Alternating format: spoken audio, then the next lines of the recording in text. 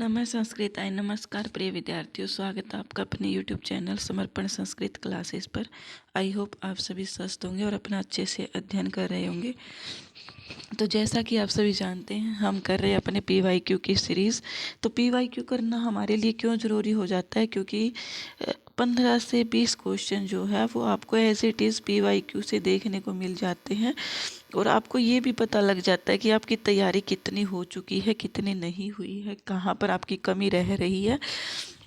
तो ये भी साथ साथ में PYQ करने से पता लग जाता है। बस इसीलिए मैं आपको ये PYQ करवा रही हूँ, जो आपके लिए बहुत बहुत इम्पोर्टेंट रहने वाले हैं। प्लीज़ आप क्लास को शेयर अवश्य किया कीजिए, क्योंकि मैं देखती हूँ कि जब मैं क्लास अपलोड करती हूँ कोई भी नए टॉपिक पर, तो पहली वाली जो क्लास होती है उस क्लास पर तो व्यू अच्छे आ जाते हैं, अच्छे खासे। जैसे जैसे सेकंड पार्ट डालती हूँ, थर्ड पार्ट, फोर्थ कुछ डालती हूँ, तो व्यू धीरे धीरे कम हो जाते हैं।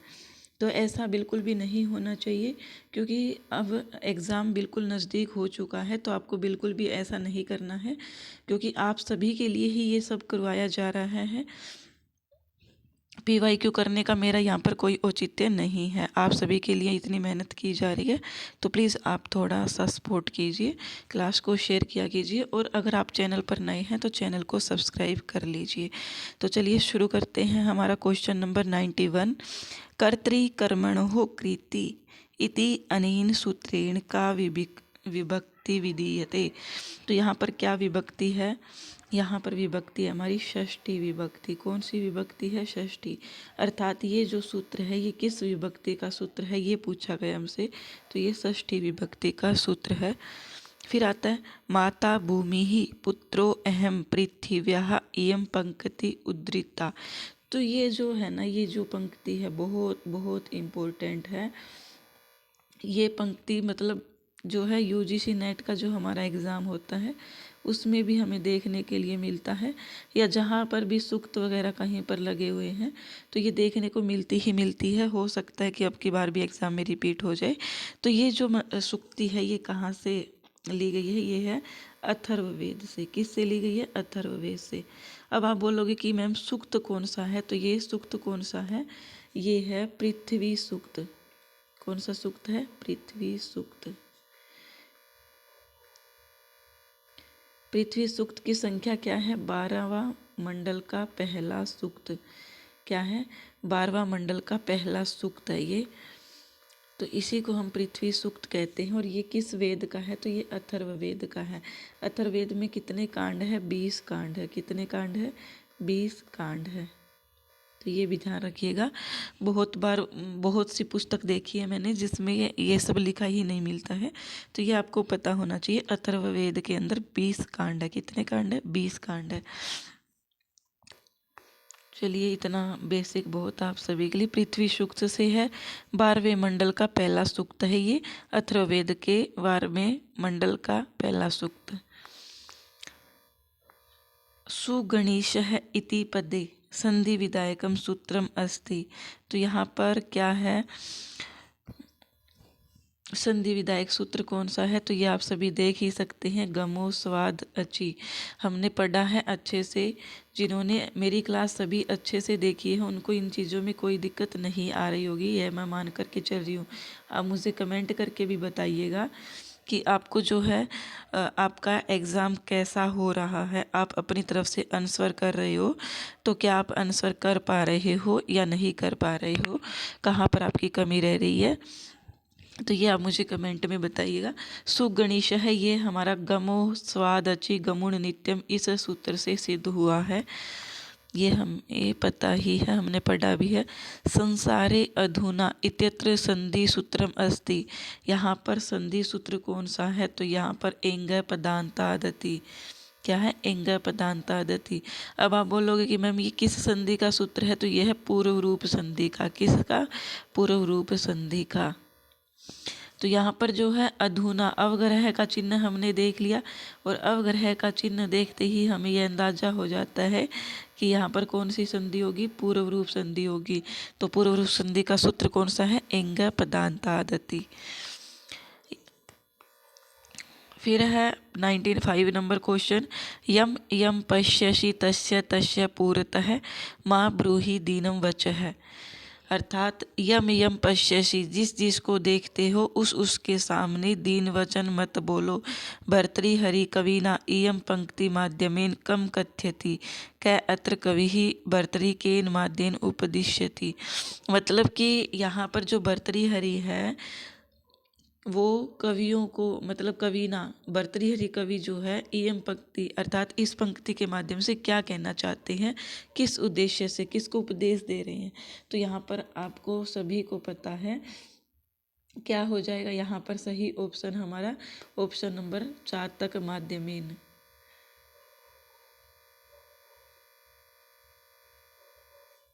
चातक के माध्यम से यहाँ पर हमें मतलब ये जो शिक्षा है ये दी जा रही है भर्तृहरि के किस में है, ये नीति शतक में है। किस में है, नीति शतक में। तो अगर हमसे ये सूक्ति दे करके ये भी पूछा जाए कि ये कहाँ से है, तो ये नीति शतक में है। नीति शतक के रचयिता कौन है, भर्तृहरि। भर्तृहरि ने 3 शतक लिखे थे, जिसका नाम क्या है, श्रृंगार शतक, श्रृंगार शतक, वैराग्य शतक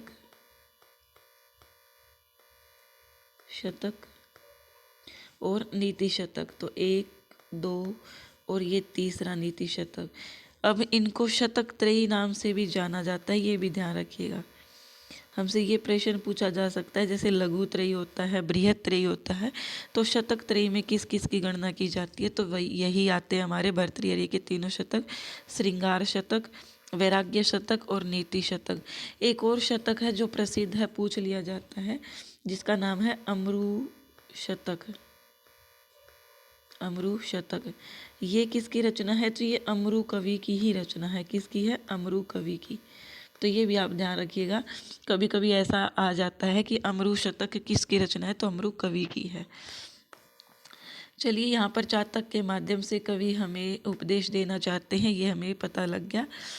चातक आप सभी जानते ही हैं, जो क्या कहते हैं, चातक पक्षी होता है वो सिर्फ और सिर्फ वर्षा का पानी ही पीता है। ऊपर जब वर्षा आती है तो वो कभी भी ठहरा हुआ पानी नहीं पीता। वर्षा आती है तो वो सीधे गले में ही जो है जल की बूंदें डालता है। तो यहाँ पर इस श्लोक में यही कहा गया है, रे रे चातक सावधान मनसा। ऐसा ही कुछ श्लोक है, आपने सुना भी होगा कि हे चातक, मतलब सभी के सभी जो बादल है ना वो पानी देने वाले नहीं है, इसलिए सभी के सामने तुम ऐसे दीन वचन मत बोलो कि वो तुम्हें पानी दे दे। तो यही कहानी इसमें बोली गई है। फिर है प्रवृत्ति साराः खलु मादृशाम गिरः इत्यत्र खलु अव्यस्य अर्थ अस्ति। यहाँ पर खलु अव्यय का अर्थ क्या है, तो ये है निश्चय। खलु अव्यय निश्चयार्थक अव्यय है, ये हम सभी जानते हैं। तो जहाँ पर भी लगभग खलु का प्रयोग होगा वो किस अर्थ में होगा, निश्चय अर्थ में। किस अर्थ में, निश्चयार्थक अर्थ में। ये कन्फ्यूज होने की हमें बिल्कुल भी आवश्यकता नहीं है। निश्चयार्थक।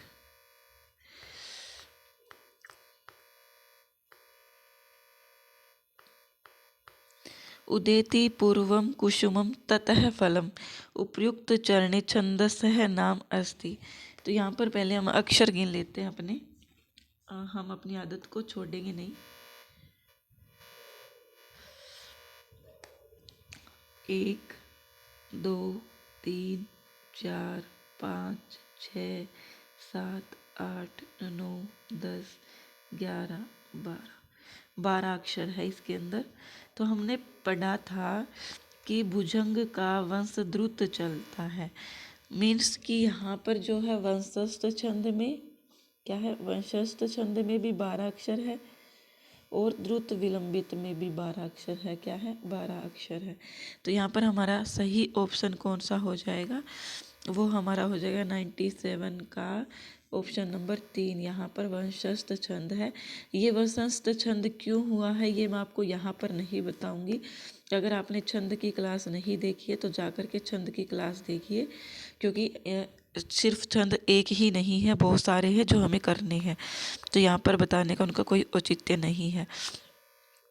उपमानाद उपमेयस्य वर्णनम यत्र अधिकम भवति तत्र को अलंकार है। तो वो कौन सा अलंकार हो जाता है जहाँ पर उपमान से उपमेय का वर्णन अधिक होता है। वो कौन सा अलंकार होता है हमारा, वो अलंकार हो जाता है हमारा व्यतिरेक। क्या हो जाता है, व्यतिरेक। देखो व्यतिरेक से रिलेटेड कितने मतलब प्रीवियस ईयर हमने जब पढ़े 2018 के हमने PYQ कर लिए हैं। अगर वो आपने नहीं देखे हैं 2018 के PYQ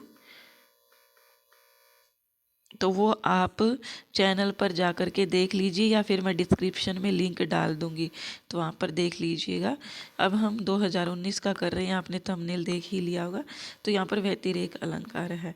कुमार संभव महाकाव्य कुमारस्य प्रयोगः कस्य कृते अस्ति। कुमार संभव महाकाव्य में कुमार का प्रयोग किसके लिए किया गया है। आसान सा है, कार्तिकेय के लिए है, क्योंकि जो कार्तिकेय है वो कौन है, शिव जी और पार्वती की संतान है। तो यहाँ पर कार्तिक को ही कुमार कहा जाता है, गणेश को नहीं कहा जाता। रूपक अलंकारस्य प्रमुखा विशेषता का, रूपक अलंकार की प्रमुख विशेषता क्या है। तो प्रकृति अप्रकृत्यो भेद है, प्रस्तुत अप्रस्तुत्यो वैधर्म्यम, प्रस्तुत प्रस्तुत्योर अभेद है। तो यहाँ पर क्वेश्चन नंबर 100 का प्रस्तुत और अप्रस्तुत में अभेद ही क्या है, हमारा रूपक अलंकार की विशेषता है। क्या है, प्रस्तुत और अप्रस्तुत में भेद रूपक अलंकार की विशेषता है। क्वेश्चन नंबर 101 प्रतिकूलताम उपगते ही विदौ विफलतम एति बहुसाधनता अस्याम पंक्तौ कस्मिन् पदे श्लेष अलंकार है वर्तते। यहाँ पर श्लेष अलंकार किस पद में है, तो यहाँ पर श्लेष अलंकार विदौ शब्द में होना चाहिए। किस में होना चाहिए, विदौ में। और ये सही भी है, क्योंकि विदौ के दो अर्थ निकलते हैं। एक को विदौ हम चंद्रमा भी कह सकते हैं, और दूसरा अर्थ क्या होता है विदौ का, सुना तो है शायद रत्न होता है या चमकना, ऐसा कुछ होता है, याद नहीं आ रहा। अच्छा भला पता था विदौ का अर्थ, चलिए मैं जब याद आता तो बताती हूँ। लेकिन यहाँ पर श्लेष अलंकार पूछा तो आप सभी जानते हैं एक ही शब्द के दो अर्थ होना, तो विदौ शब्द के दो अर्थ है यहाँ पर। रसई रुद्रेश छिन्ना यमन सबला गह शिखरिणी इत्यत्र रसहि इतई पदेन कश्यः संख्याया निश्चय भवति। तो यहाँ पर जो हमारे रस होते हैं वो कितने होते हैं, रस हमारे होते हैं 6। कितने होते हैं, 6 रस होते हैं हमारे। आप सभी जानते ही हैं कौन कौन से होते हैं, तिक्त मधुर ऐसे करके, तिक्त मधुर लवण, तिक्त मधुर लवण कटु, ऐसे करके टोटल 6 जो है रस के भेद होते हैं। नाटक शिक्षणस्य आदर्श नाट्यविदे अनुसारेण रंगमंचे नाटकम विधि पूर्वकम अभिनीतः क्रियते। रंगमंच पर नाटक को विधि पूर्वक अभिनय करना नाटक शिक्षण का आदर्श नाटक शिक्षण में आदर्श नाट्य का प्रकार है। तो यहाँ पर यही पूछा गया है। तो आदर्श नाटक आप सभी जानते हैं जिसको हम आदर्श वाचन भी बोलते हैं। तो शिक्षक है वाण्या माध्यमेन एक प्रकारेण अभिनयम करोति, अर्थात जो शिक्षक बोलता है उसी का अभिनय विद्यार्थी करते हैं, तो वो हमारा क्या कहलाता है, शिक्षक द्वारा बोला गया आदर्श वाक्य कहलाता है। तो यही हमारा सही ऑप्शन हो जाएगा, ऑप्शन नंबर 2। फिर आता है क्वेश्चन नंबर 104 अभिनिविशश्च सूत्रेण कस्य कर्म संज्ञा भवति। तो यहाँ पर किसकी कर्म संज्ञा होगी, यहाँ पर होगी अभी उपसर्ग नी उपसर्ग प्लस में विष धातु सूत्र से किसकी कर्म संज्ञा हो रही है, तो यहाँ पर हो रही है हमारी आधार की। किसकी, आधार की। जो आधार होता है ना, आधार, इसकी कर्म संज्ञा होती है। और ये मैंने आपको अच्छे से बताया है, क्या है, अच्छे से मैंने बताया है कि जो आधार होता है उसी में कर्म संज्ञा, जब मैंने कारक करवाया है तब। तो ये मुझे नहीं लगता कि आपका जो क्वेश्चन है ये गलत हुआ होगा। यहाँ पर कर्म संज्ञा किसकी होती है, आधार की ही होती है। फिर आता है हमारा नेक्स्ट क्वेश्चन क्वेश्चन नंबर 105।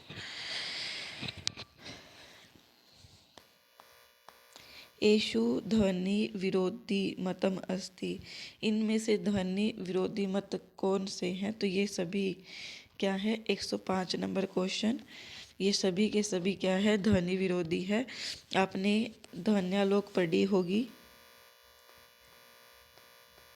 ध्वन्यालोक जिन्होंने एमए कर रखी है उन विद्यार्थियों ने तो अच्छे से ध्वन्यालोक पढ़ी होगी।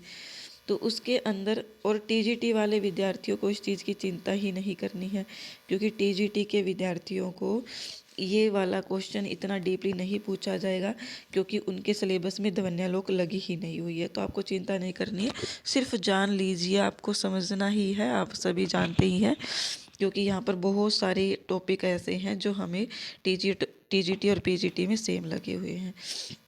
तो ये जो ध्वन्यालोक है, इसमें एक ध्वनि विरोधी मत आता है जिसमें अभाववादी भी होते हैं, भाक्तवादी भी होते हैं और अनिर्वचनीयतावादी भी होते हैं, अर्थात ये तीनों ही ध्वनि के विरोधी है।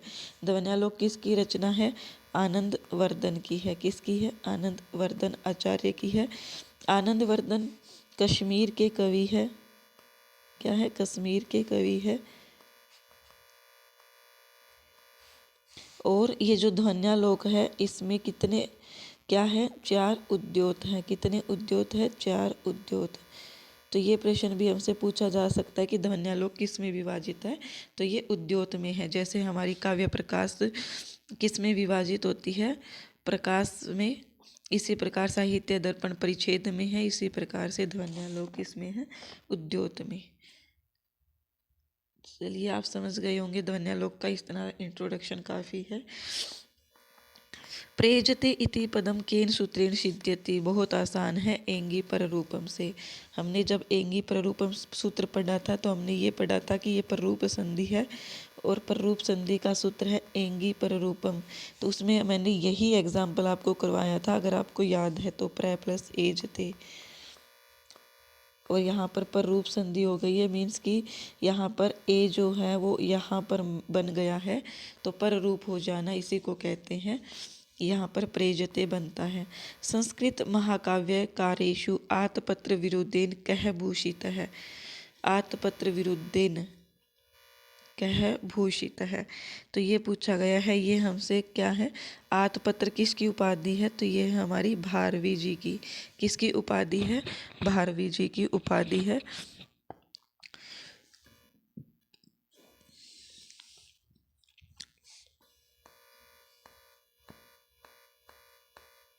इत्थम भूत लक्षणे सूत्र प्रयोगे विभक्ति ही भवती। तृतीया विभक्ति होती है, आप सभी जानते ही हैं। इत्थम भूत लक्षणे में तृतीया विभक्ति होती है सूत्र प्रयोग में। अशुद्धम वाक्यम चिन्वन्तु। सारनाथ है वाराणस्याः समीपम वर्तते। सारनाथ जो है वो वाराणसी के समीप है। रुदतः शीशोः। रुदति वा शीशौ माता बहिरगच्छत्। तो यहाँ पर 109 नंबर में गलत पूछा है, अशुद्ध वाक्य पूछा है।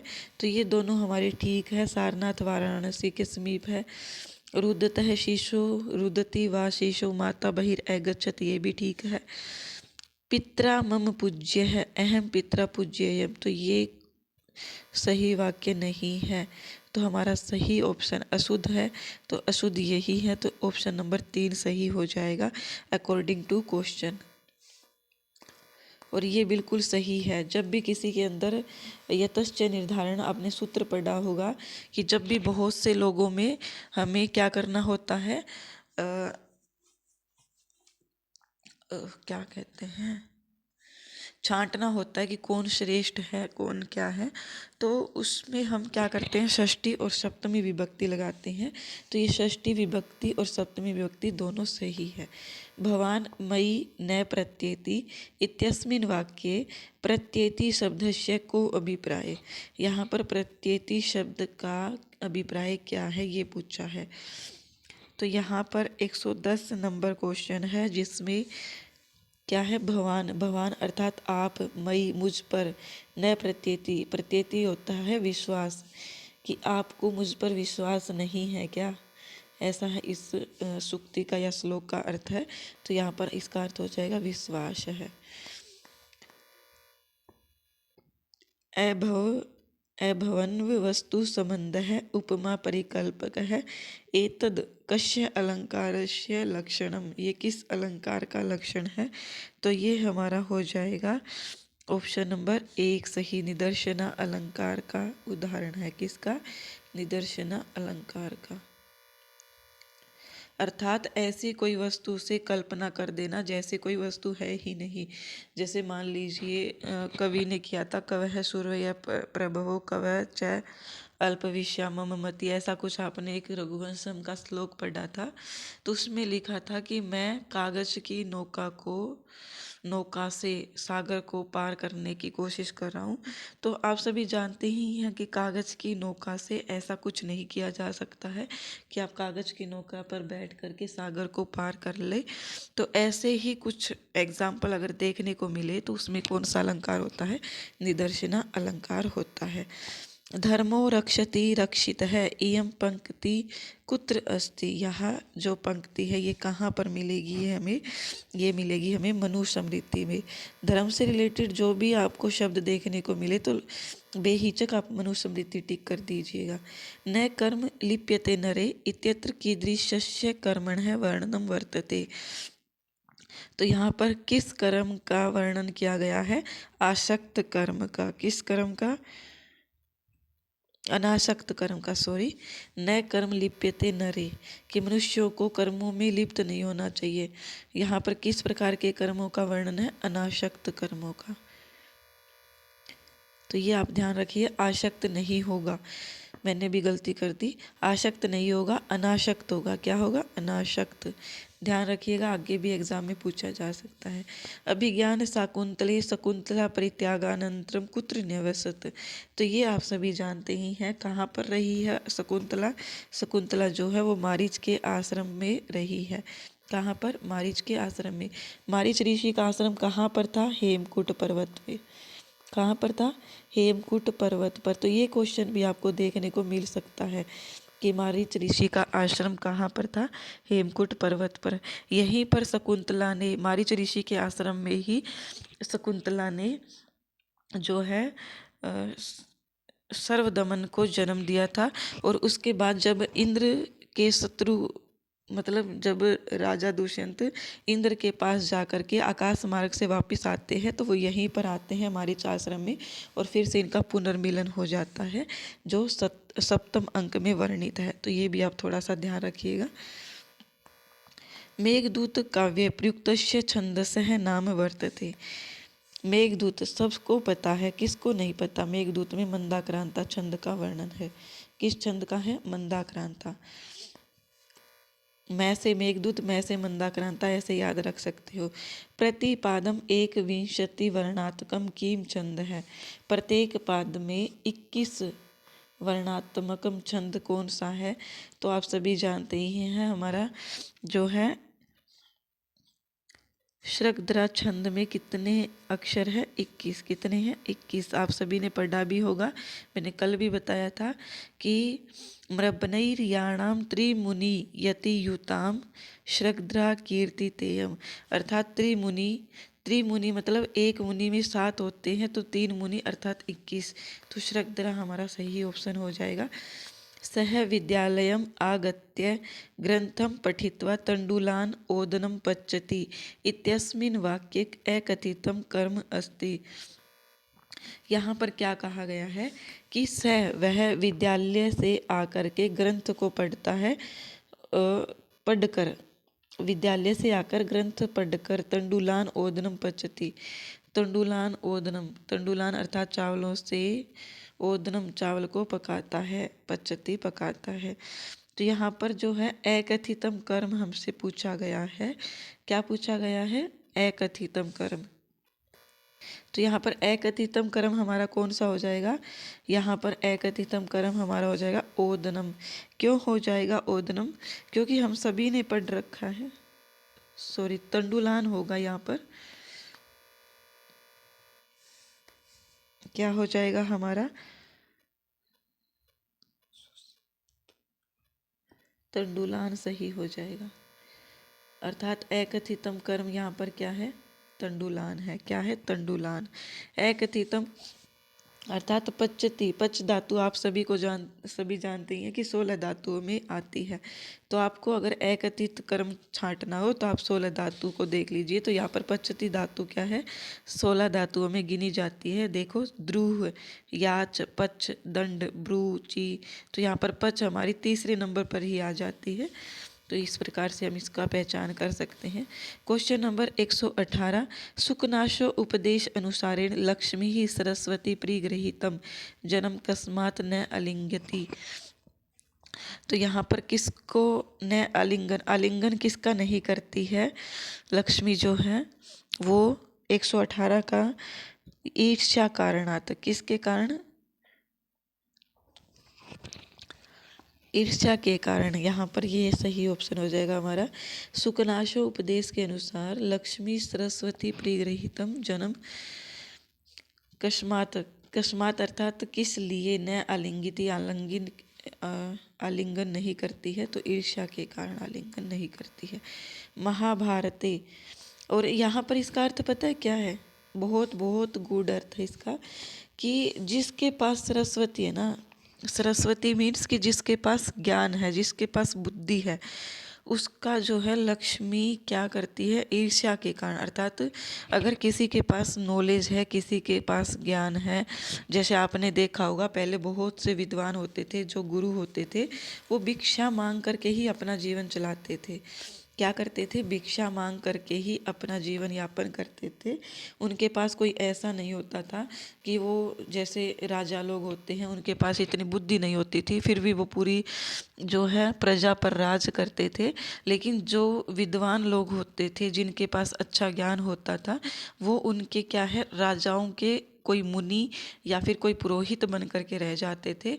लेकिन वो क्या करते थे, तो यहाँ पर सुकनाशोपदेश में यही कहा गया है कि जिसके पास सरस्वती है, अर्थात जिसके पास ज्ञान है ना, लक्ष्मी जो है, लक्ष्मी अर्थात धन, धन जो है उसके पास नहीं आता है। अर्थात वो लक्ष्मी जो है ईर्ष्या के कारण ही उसके पास नहीं आती है, ऐसा ही इसमें कहा गया। महाभारते यक्ष प्रश्नानाम उपयुक्तानि उत्तराणि कह दत्तवान। महाभारत में यक्ष प्रश्नों के उपयुक्त उत्तर कह कौन दत्तवान देता है। तो यहाँ पर कौन देता है, ये देता है हमारे युधिष्ठिर। कौन देता है, युधिष्ठिर। तो ये भी आप ध्यान रखिएगा, पूछा जा सकता है। मेघदूते कस्याः नगर्याः वर्णनम अस्ति। मेघदूत में किस नगरी का वर्णन है, ये हमसे पूछा गया है। तो यहाँ पर हमारा सही ऑप्शन हो जाएगा, क्या है सही ऑप्शन हमारा, उज्जैनी नगरी भी है और क्या है, विदिशा नगरी भी है। तो ये दोनों ही सही है। क्या है, उज्जैनी और विदिशा, ये दोनों ही सही है। एग्जामिनर ने एग्ज़ाम बनाते समय थोड़ी सी गलती कर दी थी, उन्होंने मान भी रखी है ऐसा। तो 121, छिंद्युः कस्य लकारस्य प्रथम पुरुष बहुवचनम रूपम अस्ति। किस लकार का बहुवचन रूप है। तो ये जो छिंदु है, ये किस अलंकार का है। तो ये मुझे पढ़ने से तो ऐसा लग रहा है जैसे हम पढ़ते हैं तो पठेत पठेताम पठेयुः, विधिलिंग लकार का। लेकिन देखते हैं 121 नंबर का सही है, बिल्कुल सही है, यही होगा 121 नंबर का विधिलिंग लकार ही सही होगा। आप इसको ऐसे भी देख सकते हैं, पठेत पठेताम पठेयु, जैसे मैंने देखा है। एषु सुमेलितम नास्ति, इनमें से सुमेलित नहीं है। शम प्लस सत्री साम्यन, स्वप प्लस क्षत्री स्वपन, श्रु प्लस क्षत्री श्रेणवन, शक प्लस क्षत्री शक्नुवन। तो ये हमारा ये तो सही है, ये भी सही है, ये भी सही है, लेकिन ये स्व प्लस क्षत्री ये हमारा सही नहीं है। फिर हमारा आता है क्वेश्चन नंबर 123, पुल्लिंगे इदम शब्दस्य तृतीया बहुवचने किम रूपम स्यात्। इदम शब्द का तृतीय बहुवचन में क्या रूप होगा। तो यहाँ पर हमें ये बताना है और वो भी बहुवचन बताना है। तो यहाँ पर हमारा सही क्या हो जाएगा, अयम इमौ इमहे इमम इमौ इमान अनीन आभ्याम एभी। तो यहाँ पर ए भी सही हो जाना चाहिए। 123 का 3 बिल्कुल सही जवाब। आप जीत रहे हैं 1 करोड़ रुपए। ए भी सही हो जाएगा हमारा। 124 नंबर क्वेश्चन, समास विधायक सूत्रे प्रथमा निर्दिष्ट पदस्य का संज्ञा भवति। तो समास विधायक सूत्र में प्रथमा निर्दिष्ट पद की क्या संज्ञा होती है? तो ये हम सभी को पता है। क्या संज्ञा हो जाती है इसकी? इसकी संज्ञा हो जाती है उपसर्जन संज्ञा। आपने सूत्र पढ़ा होगा, प्रथमा निर्दिष्टस्य उपसर्जनम, अर्थात उसकी उपसर्जन संज्ञा हो जाती है जिसका हमने पहले निर्देश किया है। तो ये आप ध्यान रखिएगा। टी संज्ञा किस सूत्र से होती है? अचो अंत्यादि टी से। किससे? अचो अंत्यादि टी से। टी संज्ञा होती क्या है? टी संज्ञा होती है किसी भी शब्द का लास्ट से दूसरा अक्षर और लास्ट अक्षर मतलब स्वर से अंतिम जो स्वर होगा ना उसकी टी संज्ञा होगी, अंतिम स्वर की। अगर अंतिम स्वर एक व्यंजन के बाद आ रहा है, जैसे यहाँ पर मैं देखूं तो यहाँ पर लकारस्य शब्द है, तो यहाँ पर ए यह जो है यह के अंदर ही हमें ए देखने को मिल रहा है। तो यहाँ पर टी संज्ञा सिर्फ और सिर्फ ए की होगी। किसकी होगी? ए की। लेकिन वहीं पर मैं अगर बहुवचनम शब्द देखूं तो यहाँ पर मैं जो है मैं बाद में आ रहा है और न का ए पहले आ रहा है। तो टी संज्ञा किसकी हो जाएगी? पूरे के पूरे अम की हो जाएगी। किसकी हो जाएगी? पूरे के पूरे अम की हो जाएगी। तो ये ही है। ऐसा पूछा जाता है कि टी संज्ञा किसकी होती है और टी संज्ञा का फल क्या होता है? तो टी संज्ञा होती है अंतिम स्वर से लेकर के, मतलब अंतिम स्वर की होती है। अगर स्वर जो है अंतिम में नहीं है, पहले अंत में जो है व्यंजन है, उसके बाद स्वर आ रहा है, जैसे यहाँ पर बहुवचनम में है मैं लास्ट में आ रहा है, उसके बाद दूसरा नंबर पर स्वर आ रहा है, तो ये अम की ई टी संज्ञा हो जाएगी। और टी संज्ञा का फल क्या होता है? टी संज्ञा का फल होता है लोप। क्या होता है? लोप। प्रातिपदिक संज्ञा किसकी होती है? समास की होती है। किसकी? समास की होती है। और उपसर्जन संज्ञा भी समास में। और निष्ठा संज्ञा किसकी होती है? तय और तवतु प्रत्यय की। किसकी होती है? तय और तवतु प्रत्यय। ये आप सभी जानते ही हैं, तय और तवतु प्रत्यय। और एक सत्य संज्ञा होती है। सत्य संज्ञा ये किसकी होती है? क्षत्रि और सानच की। किसकी होती है? क्षत्रि और सानच। तो ये आप ध्यान रखिएगा। सह शनैः लिखति, अत्र शनैः इति अव्यस्य अर्थः अस्ति। अर्थात वह जो है धीरे लिख रही है। तो यहाँ पर इसका अर्थ सभी जानते हैं, मंद गति से वह लिख रही है। गति अर्थात जो स्पीड हम जिसको इंग्लिश में बोल देते हैं, तो वह मंद गति से लिख रही है। शनैः का अर्थ हम जैसे पढ़ते हैं धीरे, तो वह धीरे लिख रही है। तो धीरे का यहाँ पर क्या है? मंद गति।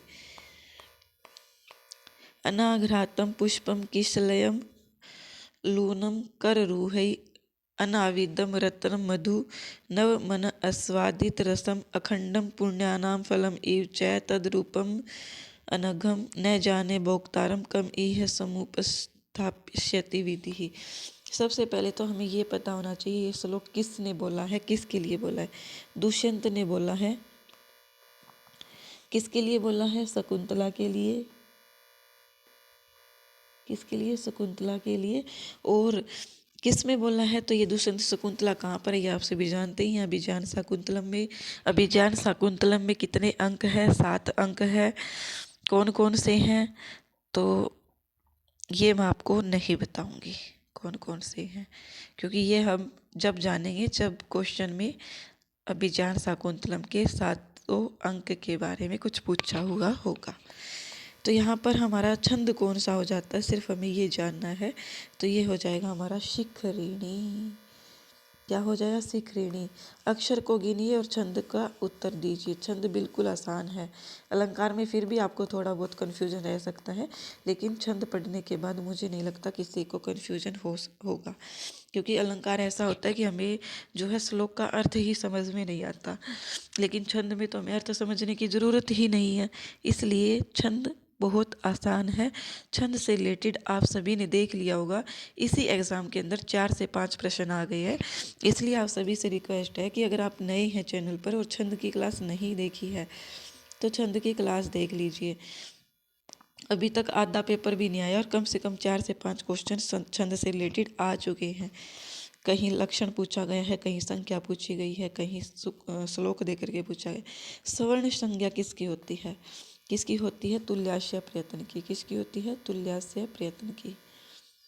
ये उदात्त संज्ञा है, ये है सवरित, ये है अनुनासिक संज्ञा और ये है सवर्ण संज्ञा। ऑप्शन नंबर 4 सही हो जाएगा। निष्क्रांतः कौशाम्ब्यः इति विग्रहे जाते समस्त पदम कीम।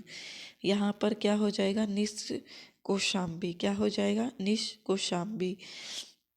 128 का निष्कौशाम्बी ही ये हमारा सही हो जाएगा। बिल्कुल सही जवाब। आपको मिलते हैं 1 लाख रुपए। 129 नंबर क्वेश्चन, भिद प्लस तय प्रत्यय सती पदम शात। भिद प्लस तय प्रत्यय सती पदम शात। तो हमने जाना कि भिद प्लस तय क्या हो जाता है? भिद प्लस तय हो जाता है भिन्न। क्या हो जाता है? भिन्न है। 129 का क्वेश्चन नंबर 1 सही है।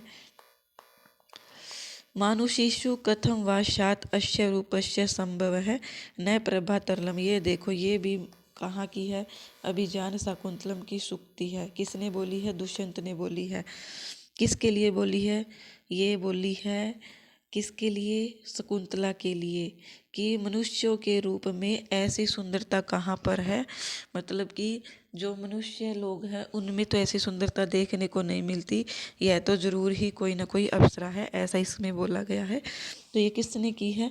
अस्मिन् पद्ये कालिदासेन किम वर्णितम अस्ति। तो यहाँ पर किसका है? नायिका शकुंतला का रूप सौंदर्य वर्णित है। किसका है? नायिका शकुंतला का रूप सौंदर्य वर्णित है। दुष्यंत का मत कर देना, दुष्यंत ने ये बात बोली है लेकिन बोली तो शकुंतला के लिए ना। प्र उपसर्ग पूर्वकस्य ह्री धातोः घ्य प्रत्यय योगे अर्थः अस्ति। प्र उपसर्ग होना चाहिए पहले, फिर हरि, फिर घ्य। तो इनको मिला करके इसका अर्थ क्या बन जाता है? ये बन जाता है हमारा आघात।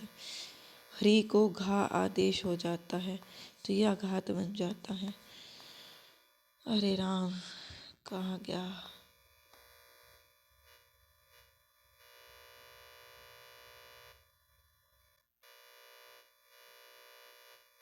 समास दृष्टया असंगतम विकल्पम अस्ति।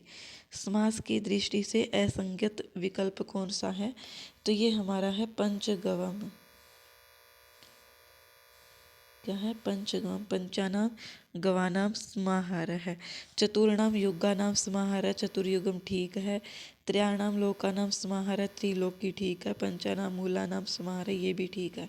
गलत कौन सा है? Option number 1। अकीर्तिं चापि भूतानि कथयिष्यन्ति ते अव्ययाम संभावितस्य च अकीर्तिर्भरणात् अतिरिच्यते पद्यम एतत् कुत्र अस्ति। ये जो पद्य है ये कहाँ पर मिलेगा हमें? तो ये हमें मिलेगा, कहाँ पर मिलेगा हमें? ये मिलेगा महाभारत में और भगवत गीता, दोनों में ही देखने को हमें ये मिलता है। कहाँ पर? महाभारत और भगवत गीता। क्योंकि आप सभी जानते हैं भगवत गीता महाभारत के ही भीष्म पर्व से ली गई है। और कौन से अध्याय से ली गई है भगवत गीता? महाभारत के भीष्म पर्व से। और अध्याय संख्या अगर पूछे भीष्म पर्व की तो ये ली गई है 25 से 42। कितनी है? 25 से 42। भिद धातुः लिट लकारे प्रथम पुरुष एक वचने किम रूपम स्यात्। लिट लकार के प्रथम पुरुष एक वचन में क्या रूप बन जाएगा हमारा? भेदस्यति। क्या बन जाएगा? भेदस्यति। एषु समानाधिकरण बहुव्रीहि उदाहरणम अस्ति। एषु इनमें से समानाधिकरण बहुव्रीहि का उदाहरण है। तो वो कौन सा है हमारा समानाधिकरण बहुव्रीहि का उदाहरण? वो हमारा हो जाएगा आरूढ़ वानर है। क्या है, आरूढ़ वानर है, समानाधिकरण बहुब्री का उदाहरण है। सखी शब्दस्य षष्ठी एक वचनम किम रूपम स्यात्। तो यहाँ पर क्या है, सखा सखायो सखाय, सखायम सखायो सखीन, सख्या सखीभ्याम सखीभ्यः, सख्ये सखीभ्याम सखीभ्यः, सख्युः सखीभ्याम सखीभ्यः, सख्या सख्युः सखीनाम सख्यु। यहाँ पर हमारा सही ऑप्शन हो जाएगा 136 का ऑप्शन नंबर 2, सख्युः। सख्युः सख्युः सखीनाम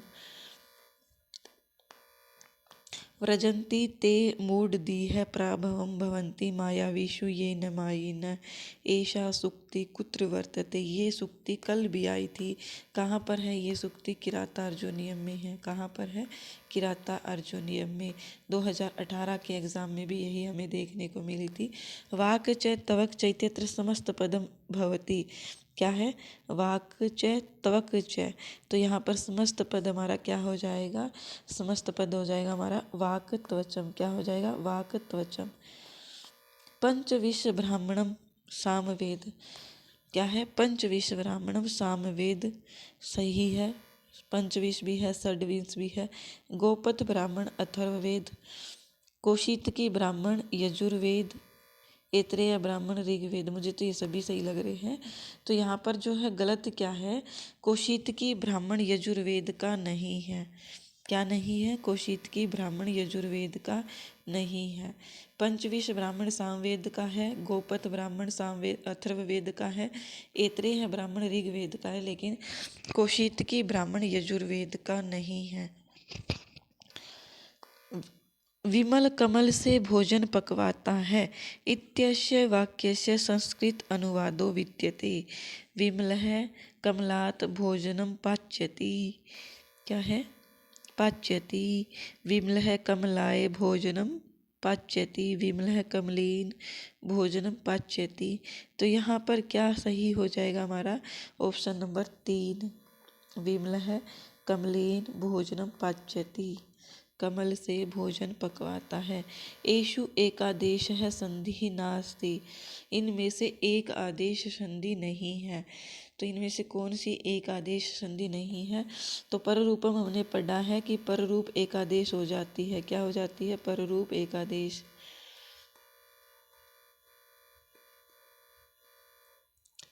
और पररूप एकादेश हो जाती है। और गुण संधि भी एकादेश संधि है, एकादेश हो जाता है। वृद्धि में भी एक आदेश होता है, लेकिन यण के अंदर क्या होता है? यण के अंदर क्या होता है? ई होती है, उसको यह बनाया जाता है। तो वो सिर्फ यहाँ पर हो रहा है, आगे वाले पर इस पर कोई अफेक्ट इसका नहीं पड़ रहा है। तो ये यण संधि ही सही ऑप्शन हो जाएगी। नास्ति पूछा है तो एकादेश संधि यण संधि नहीं है, ध्यान रखिएगा। अव्यय पदम विकारम प्राप्नोति। अव्यय पद किस में विकार को प्राप्त करता है? तो अव्यय पद ना तो विभक्ति में करता है, ना ही लिंग में करता है, ना ही वचन में करता है। तो यहाँ पर हमारा ऑप्शन नंबर सही हो जाएगा, न कुत्र अपि। क्योंकि आपने अव्यय की परिभाषा पढ़ी होगी, सैदृशम त्रिषु लिंगेषु सप्ताशु विभक्तिषु और वचनेशु। मतलब वचन, लिंग और जितनी भी विभक्ति है उनके अंदर जो है अव्यय पद क्या है? विकार को प्राप्त नहीं करता है। अधोलिखितेषु कस्मिन् पदे संहिता संज्ञा प्रयुक्ता। तो संहिता संज्ञा कहाँ पर प्रयोग की गई है? अब आपको बताऊं मैं, राम प्लस अश्य कोई रामस्य शब्द नहीं बन रहा है, तो यहाँ पर संधि नहीं है। विमलयो में भी कोई संधि नहीं है। नदी प्लस भ्याम ऐसा कुछ नहीं बनता, यहाँ पर प्रत्यय लगा है, भ्यस प्रत्यय। तो यहाँ पर जो है शुद्धि प्लस उपास्य, संहिता मैंने बताया था संधि का ही पर्यायवाची है। तो हमसे संधि पूछा है तो संधि हमारा सही हो जाएगा ऑप्शन नंबर 1। क्या हो जाएगा? Option number 1। फिर आता है क्वेश्चन नंबर 144। अधोलिखितेषु कः प्रत्ययः सार्वधातुकः प्रत्ययः अस्ति। सार्वधातुक आर्धधातुकयोः। क्या है? सार्वधातुक आर्धधातुक तो ये जो प्रत्यय है इनमें से कौन सा प्रत्यय है, तो ये हो जाएगा हमारा ऑप्शन नंबर 4। जो शानच प्रत्यय ना ये सार्वधातुक अर्थात सभी धातुओं में प्रयोग किया जा सकता है। अधोलिखितेषु विकल्पेषु असंगतम विकल्पम चिन्नुत। समक्रुद्ध लेप संक्रुद्य मुह तवा मुग्धवा दुह णवुल धोगदक प्रदायक प्रदायक। तो यहाँ पर यह का आगमन कहाँ से हो गया 145 के अंदर, लेकिन ये ठीक है। गलत क्या हो जाएगा हमारा दुह प्लस णवुल, क्या हो जाएगा दुह प्लस णवुल हमारा जो है ऑप्शन गलत हो जाएगा, क्योंकि यह संगत पूछा है तो ये दोगदक नहीं बनेगा, बाकी ये सभी सही है।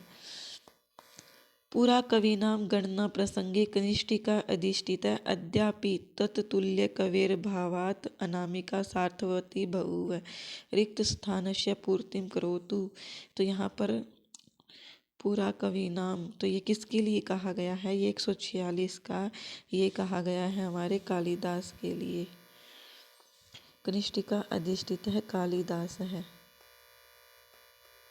ऐसा वाक्य पूरा करना था हमें, तो यहाँ पर कालिदास फिल कर दीजिए, सही हो जाएगा। Option number question number 147। वह धातु तुमुन प्रत्यय सति किम रूपम।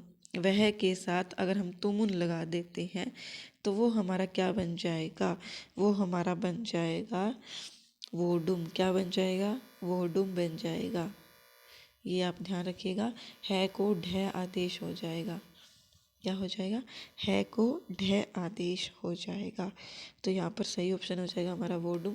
तत् प्लस श्लोकीन, तो ये हमें जानते ही हैं, तच्छ श्लोकीन बन जाएगा, क्योंकि श आने पर छ में बदल जाता है और द जो है वो च में बदल जाएगा।